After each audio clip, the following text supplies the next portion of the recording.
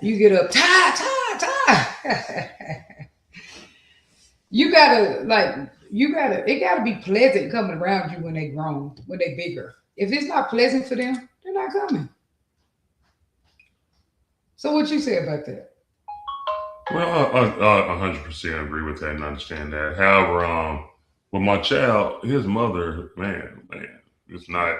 But you and him be going back and forth like Well, Todd. you see how he do it. He come over here, he think I'm supposed to be Bill Cosby, and every time he get up and he want me to do everything right that second for him, and that's just not how life is anywhere with Like he was anybody. tripping on that getting up that food thing, and I'm like, these kids don't do nothing. I mean, we would be sneaking out the house, probably in somebody's window or uh stealing at the store. Time we were 16. Right, You right, wasn't doing right. stuff like that. I was living on my own.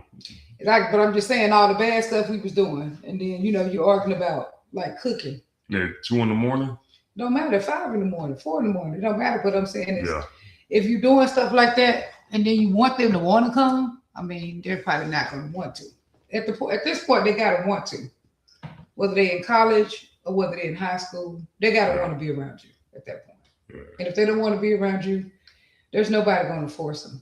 I mean, I always commend you as a father because you try really hard with your kids. You get, you know, I mean, you really want to be the best father. You want to be around them. You want to influence their life. Not everybody's like that.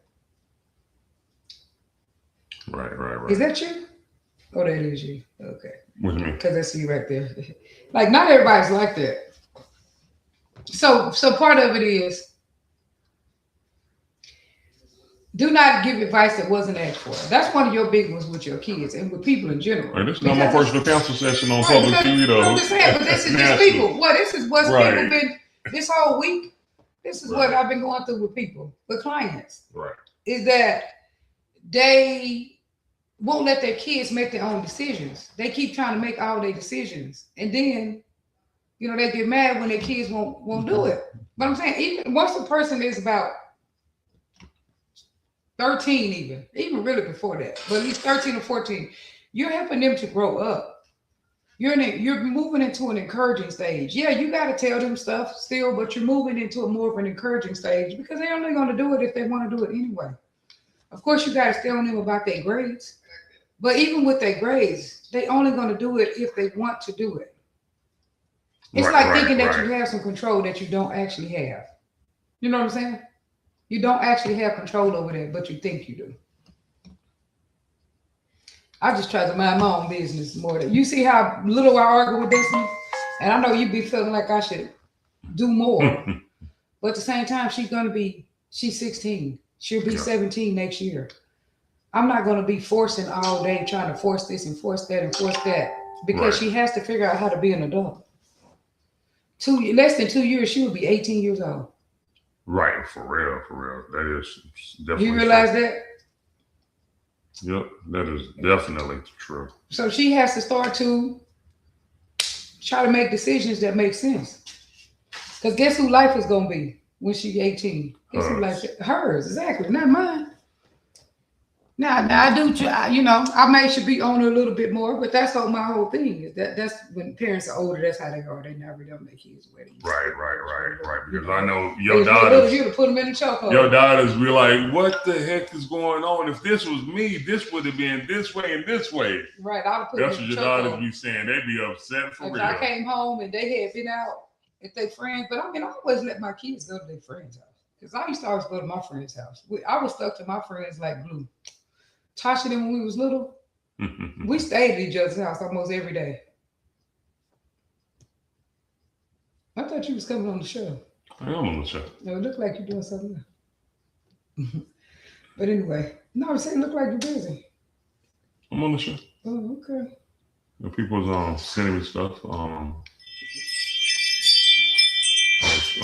So another one is, you know, well, this one.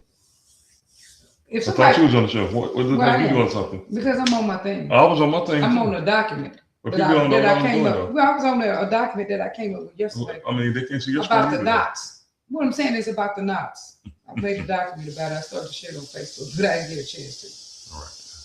And the knots are just like when not to. We even with adult people, when not to intervene like that. When somebody didn't ask for your help, don't intervene.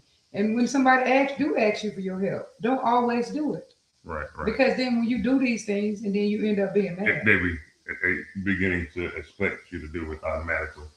Right. And no matter how many things you do for somebody, the time you say no, it's gonna be like you never said yes. Yeah, that is definitely true.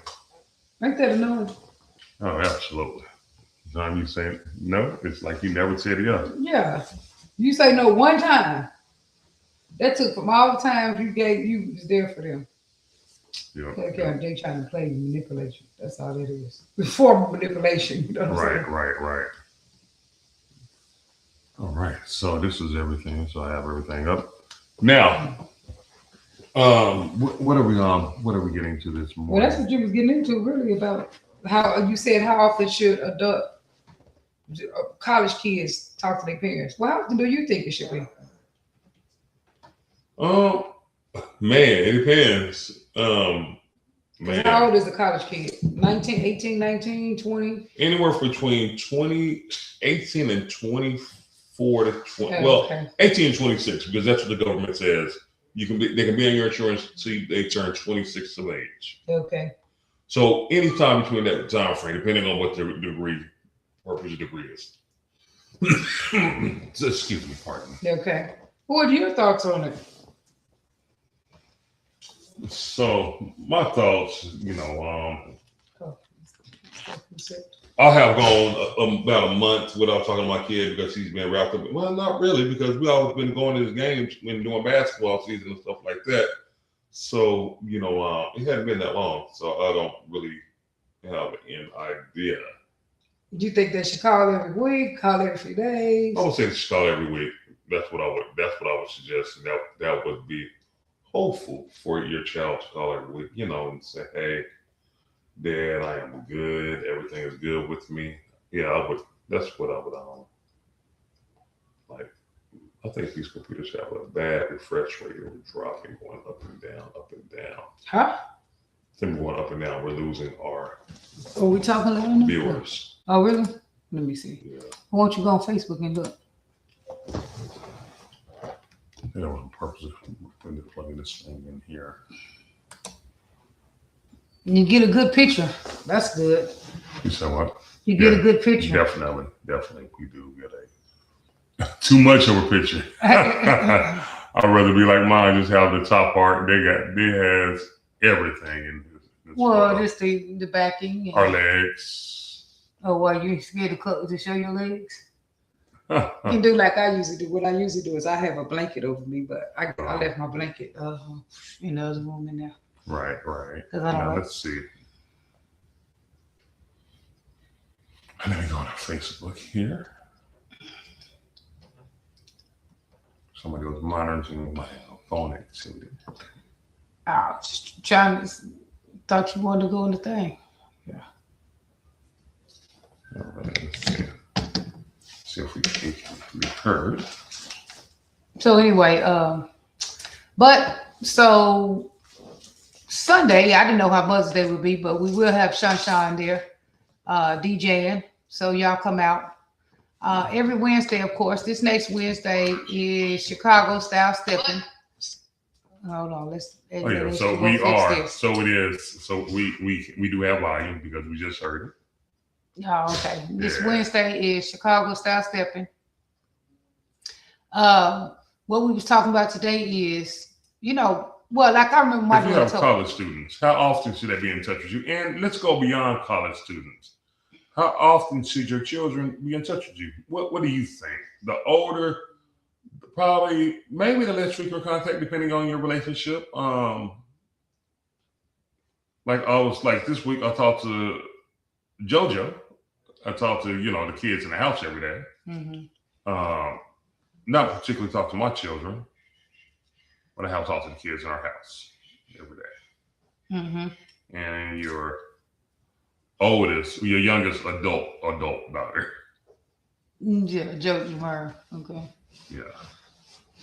But yeah, I don't know, but I know one time Wendy told me when she moved out, she was like, well, Mama, I was telling her something to do about something, and she said, "Well, Mama, we got to make our own decisions now. I know you have real good ideas, but we got to make our own decisions." I said, "Oh, okay." And I just learned to just kind of like back off because there was nothing I could do anyway except for go to jail. I'm just saying I couldn't force it past that, and that was a gift. That was a gift for me because I mean I got a busy life, and so for me to try to run my life and their life, that's a lot of work. And if I try to run their life and something don't go right, who's responsible? If I make a choice for them, and they listen to me, and then it don't go right, who's responsible? Right. Who's responsible? Me? Both of you are responsible, but at this point, you know, if it does not go as planned, then it's going to be them. Right, it's going to be them, but I mean, I'm the one who told them what to do. That's why. Right. So if you stay out of it and it goes awry, so what if you stay out of it when it goes awry? They're always looking. I know I should have did it your way, but I did it this way because it's my choice. But I want you to pay for it. Pay for my mistake. Well, sometimes I will still pay for my kids when they make mistakes because they don't always ask for stuff. Now, if they asking every month, every other month or something, then I won't do it. But I'll pay for some of my kids' mistakes, even if they did listen to me, because they're my kids and I want them to come to me if they really need something. Correct. But if they're going to make a continuous mistake, you know, and then I'm not going to do it. I mean, I'm prepared to bail them out of so much. I don't have to control them to get them a bailout. I can bail them out even if I don't have control of the situation. Even if they don't let me make the decision, I don't have a problem bailing them out. I think that'd be your issue. If you don't listen to me and then it go wrong, you want me to bail you out. Well, the thing is, so I'm a dad, and when your kids try to use you as a personal ATM, but yours don't. Mine has for a long time in my life. And when I said, like, when you finally say no, it's like you never ever did anything for me. Mm-hmm. Even with some family, like. And we don't know if your kid actually used you as a personal ATM or you jumped in to help all the time, because we know you always you jumped in. Well, you seen it when we first got together, when you know, my ex-wife broke my son's phone. Her. Yeah, she conditioned my son to do that. Right, maybe them, but not Barack. Well, that son, that is true. I had to cut Barack off because I had to cut him off and say, "Hey, son, hold on," and put boundaries in place because there was no boundaries in place. During his senior year in high school, then his college year, his freshman year in college, I was like, "Look, dude. You gonna calm down with all this, you know, I was giving him a lot of money every month. You know? Oh, okay. So I had to bring all that stuff down. Now I got it under. Now I have the money thing under control where they're not just running to me like I'm a personal ATM or their free banking account. You know, so now it's like, dang, life is here and life is hard. Like, you know, my father explained to me. So, you know, and that's how it should be. When my dad cut me off completely when I turned 18, he told me, he said, "Don't ask me for nothing else." What? Let's see. And then, but he did help me throughout the years. I'm not gonna lie. When I did fall on my ass, he did help me out throughout some of the years. And he was like, "Hey, son, I will help you out." But he would absolutely not, no condition, certainly let me come to him as I would, like he is a free ATM. He cut that shit off. He was like, hell nah. Yeah, so I understood at a very early age, I was making money. Hell, I was about to be a millionaire when I was about 16 years old. Hell, I was making so much money when I was 16 years old. I thought I was about to be a millionaire, man, in Oklahoma City. You know, where nothing was. You know, I'll go into the store, buy the whole store, bring my dudes in. I'm like, "Hey, nigga, what y'all want?" Ghetto stories that he still. So, you know, that history. So I just, bring my dudes. Back when he was getting in trouble, but he don't want his 16-year-old to stay up to 2:00 in the morning cooking. Well, I was living in my own too, very different. I was not, so a little bit different. And I believe my parents, they should have threw my ass in jail had me at the house, you know, out, because there is no way I would have my kid out like that at that age, you know. And it was dangerous. Hell, I was in a lot of dangerous situations, you know, back What then. could they do to us back then? Shit, we was bad as hell. I mean, the police get you, bring you home. They can't make you stay there. You walk straight out of there. Because police used to bring me home, and I go in there, and I usually see like every time the police got me, I didn't have no shoes on for some reason. I go in there, put some shoes on, and walk straight out. Right. So could they really control us? I don't know. Yeah, I don't. I mean, it was the same way we can control the kids now. But because it's more sheltered. Now they have social media, you know.